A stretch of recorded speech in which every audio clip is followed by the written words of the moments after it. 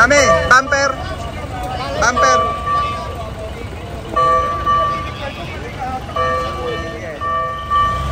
Sige, sige.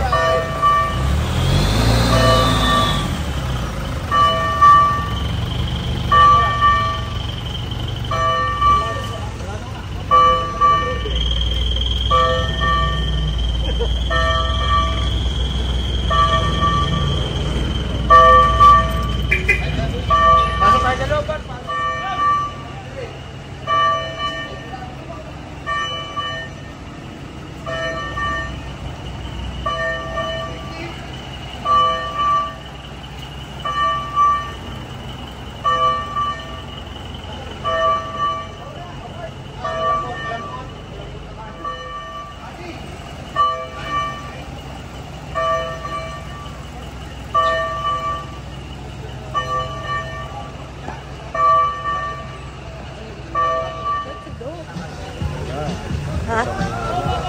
Hindi, si Doc yung petay mo dito. Sige, bibigyan ka daw niya.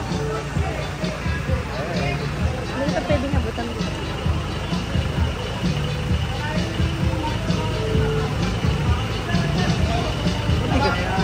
Mga 1.5 tons. Sigat na.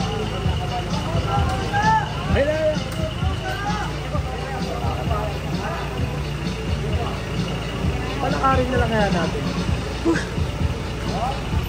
Kung pwede lang, pinalakad na lang. Yun nga eh. Bubuhatin na lang siguro ng tao. Kaya naman. Yun, nice. Nice. Nice, daddy. Galing mo ah. Kayang buhatin yan. Kaya naman. Mga 20 siguro. Minamano-mano lang muna nila at hindi na kaya nung boom natin. Doon kasi sa loob na yun nilalagay mga kabisyo. Bayanihan muna.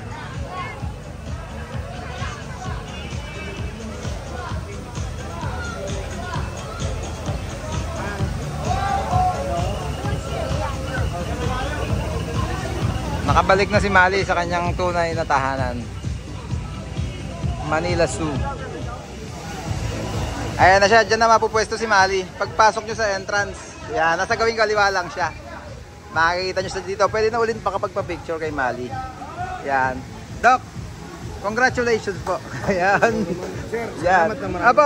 At ayan po si Doc Jason, ang paternity. Yan. Angkat Bulacan. Kung gusto nyo rin magpa taxiderm, Doc ang tawagan. Yan. Visit nyo lang yung page nila.